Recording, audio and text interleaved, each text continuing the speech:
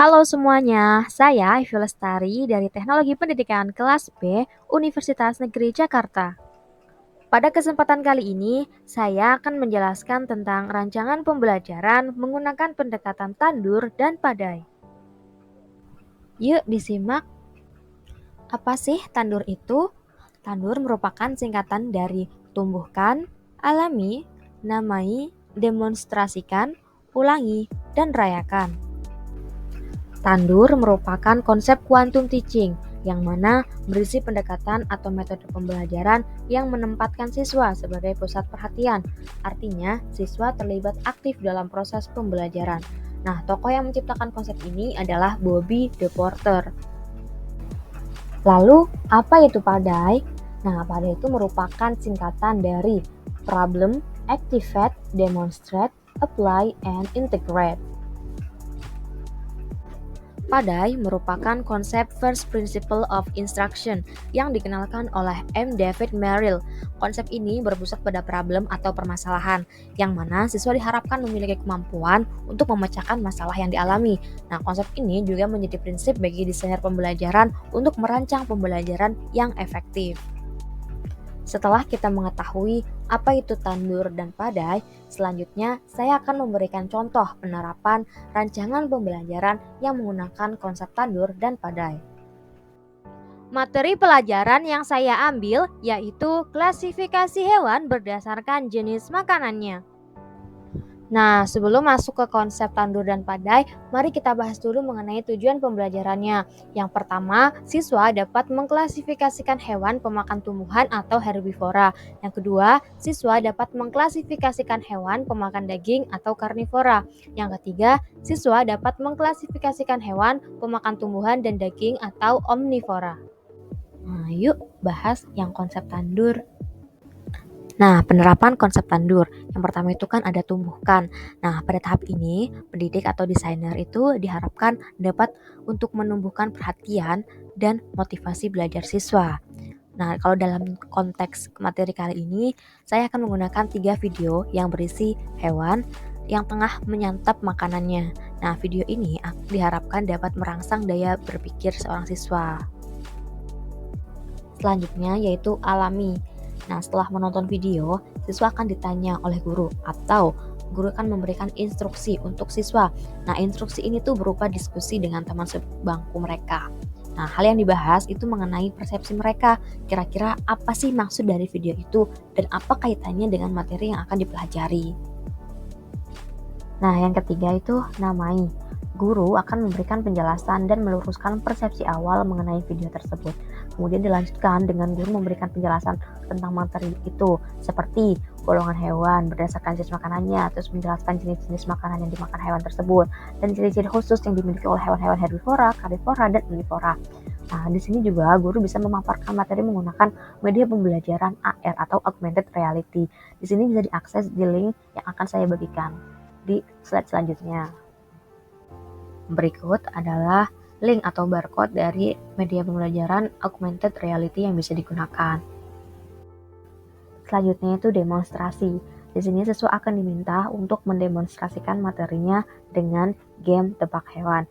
Kemudian dibentuk kelompok berisi 5 orang yang setiap anggota kelompok bergiliran untuk memperagakan ciri khas dari hewan tersebut. Anggota yang lain bisa mencoba untuk menebak dan bisa bertanya terkait clue-nya. Misal, A meragakan ciri khas hewannya. B, C, D, dan E bisa menanyakan apakah hewannya makan daging. Nah, di situ A hanya bisa menjawab ya atau tidak. Kemudian setelah satu soal telah terjawab, A bisa bertukar nih dengan B untuk memperagakan hewannya dan seterusnya. Dalam satu babak terdiri dari 7 soal dengan waktu 3 menit. Kemudian ulangi. Nah, setelah game berakhir, guru akan mengulangi mulai dari jawaban yang salah ditebak, kemudian memberikan penjelasan yang lebih ringkas tentang materi tersebut sebagai pengingat. Nah, pengulangan ini dilakukan agar siswa memiliki ingatan yang lebih jelas dan dapat melekat lebih lama. Yang terakhir, rayakan. Guru dan siswa dapat bersama-sama merayakan keberhasilan proses pembelajaran dengan bernyanyi. Kalau kau sudah paham, tepuk tangan, prok prok prok. Nah, pembelajaran pun akan dilakukan dengan menyenangkan dan diharapkan mendapat hasil belajar yang maksimal.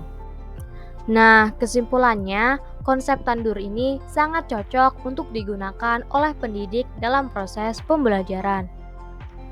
Hal ini dikarenakan dengan menggunakan konsep tandur, pembelajaran akan lebih efektif dan menyenangkan untuk siswa. Dalam rancangan yang saya jelaskan tadi, ada teknologi modern yang saya gunakan, yakni berupa video hewan yang sedang menyantap makanannya dan juga media pembelajaran augmented reality. Peran teknologi modern tersebut juga penting untuk menunjang proses pembelajaran dan meningkatkan motivasi belajar dari siswa. Namun demikian, karena target materi yang saya bahas untuk anak SD, maka dibutuhkan juga suatu teknologi sedia kala berupa permainan atau media sederhana yang digunakan oleh pendidik. Dalam konteks ini, saya juga menggunakan teknologi sedia kala dengan sistem permainan tebak hewan yang melibatkan langsung para siswa, sehingga mereka akan merasa senang dan juga menikmati proses pembelajaran. Oke, kita lanjut bahas konsep padai. Penerapan konsep padai. Yang pertama ada problem. Di sini guru bisa memberikan masalah dengan contoh yang ringan, seperti kucing tuh makannya ikan atau sayur ya, dan lain-lain. Kemudian guru akan menjelaskan secara singkat dan to the point tentang materinya. Kemudian untuk menumbuhkan semangat dan motivasi belajar akan dilakukan game role play. Dalam game role play ini, siswa akan dibagi menjadi dua kelompok kategori, yaitu kelompok hewan dan makanannya. Kelompok hewan itu terdiri dari macam-macam hewan seperti kucing, tikus, kelinci, dan lain-lain. Kelompok makanan akan ada 3 kategori, yaitu yang makan daging, yang makan tumbuhan, dan yang makan keduanya. Nah, setelah itu siswa yang menjadi hewan akan berburu atau mencari makanannya. Nah, yang jadi makanan bisa sembunyi di sekitar kelas ataupun berpindah tempat. Nah, permainan ini tetap dilakukan di dalam kelas. Nah, selanjutnya itu ada activate. Dalam permainan roleplay tadi, siswa akan mengalami proses mencari dan dicari. Dengan begitu, mereka akan diharapkan dapat mengetahui dan menganalisis mengenai penggolongan hewan berdasarkan jenis makanannya. Nah, selanjutnya demonstrate. Di sini guru bisa mendemonstrasikan kembali materinya. Guru harus ada interaksi tanya jawab singkat dengan menggunakan media pembelajaran sederhana flashcard. Nah, flashcard ini di sisi depannya akan berisi gambar hewan dan di sisi belakangnya akan berisi jenis makanannya, misalnya herbivora, carnivora, dan omnivora. Ya, yang keempat itu ada play. Setelah mengetahui materinya, kemudian untuk mengetahui pemahaman siswa nih, bisa kita gunakan kuis atau soal latihan tentang materi tersebut. Nah, guru itu akan langsung memberikan feedback jika ada kesalahan menjawab dari si siswa. Nah, kenapa hal ini dilakukan? Yaitu agar siswa dapat mengetahui kesalahannya dan mengetahui jawaban yang benar. Nah, yang terakhir itu integrate. Di sini siswa akan diberikan proyek atau tugas untuk mengamati jenis makanan hewan-hewan yang ada di lingkungan tempat tinggalnya. Hal ini dilakukan agar anak mengetahui lebih dalam materi tersebut dan dapat menerapkannya di lingkungan atau kehidupan nyata. Jadi, pembelajaran menggunakan konsep padai juga cukup menarik dan efektif digunakan oleh pendidik. Dalam rancangan pembelajaran padai ini, saya menggunakan teknologi sedia kala, yakni berupa permainan roleplay dan juga media sederhana flashcard. Teknologi sedia kala yang saya gunakan ini akan efektif untuk menstimulus pemikiran siswa dalam memecahkan masalah sederhana dan juga akan meningkatkan keterlibatan aktif siswa dalam pembelajaran. Demikian contoh penerapan konsep tandur dan padai. Nah, semoga video kali ini dapat bermanfaat untuk kalian semua.